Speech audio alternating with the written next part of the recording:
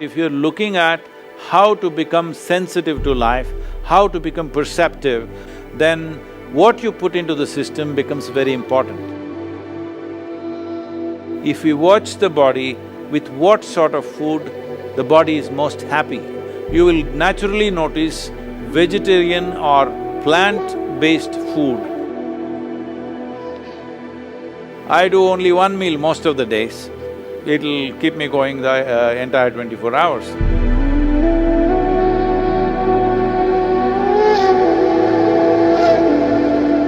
So, could you just explain to me why so many people in India are vegetarian and the importance of food and fruit in your general day-to-day life? Right now, approximately 38% of India's population are pure vegetarians by, traditionally it's like that.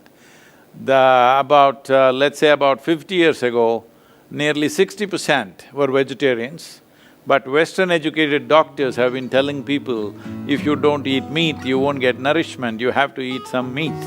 So, because of that, some meat has come in, but still in India, meat eating is not like how it's in the West.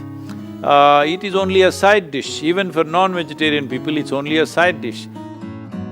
But why vegetarianism is, you see, if your survival is under threat, your entire life is about survival. Once survival is taken care of, now you wonder, what is this all about? Because when survival is in question, it looks like when your survival is fulfilled, everything is going to be great. But once survival is taken care of, you realize that is not the truth. Your life is longing for something else. So survival was very simple and easy, it was a rich land, people survived well. Because of that, they started looking inward and it started developing various things, and one important thing is, nearly 70% of the country's population was always actively spiritual.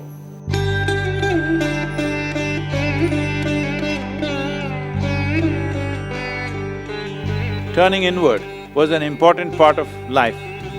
Because of this, when they turned inward, they realized that what they eat matters.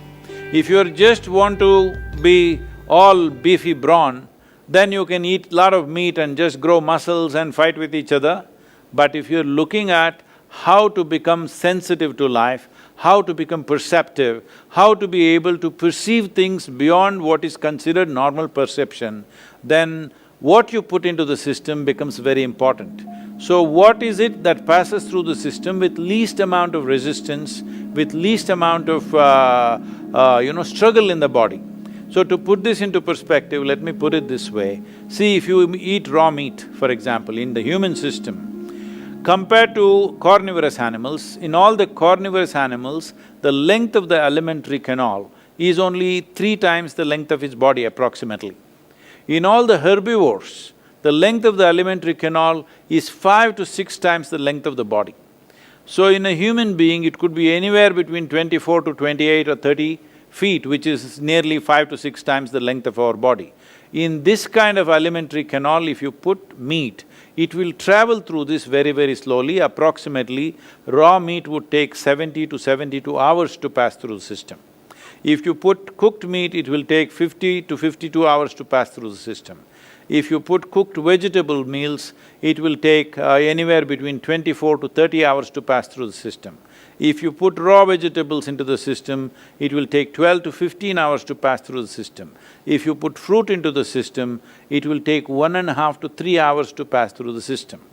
So, we started recognizing what is that food which happens in the body with least amount of residue, least amount of impurities, and passes through the system very quickly, because in yoga this is an important thing, we all manage this even now.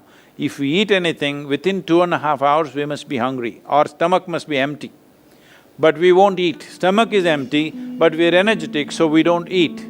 So generally, here in the yoga center, everybody does only 2 meals. One 10 in the morning, 7 in the evening, that's it. I do only one meal most of the days.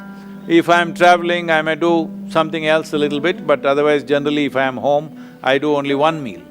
So is that in the morning or the evening? I'm just curious.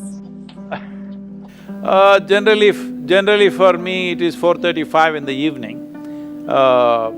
It'll keep me going the entire 24 hours. It's not like a rule, it is just that is the need. So suppose there is a lot of physical activity on a certain day, then you may eat a small breakfast or you may eat a fruit or something like that. Food is not to be made into a philosophy or a kind of a religious process. Food is the requirement of the body. If we watch the body, with what sort of food the body is most happy, body is most at ease, you will naturally notice vegetarian or plant-based food, body is most comfortable and is at ease. It is flexible, it is at ease, it has less to process on a daily basis. So, naturally, those who observed the nature of their own bodies naturally became vegetarian.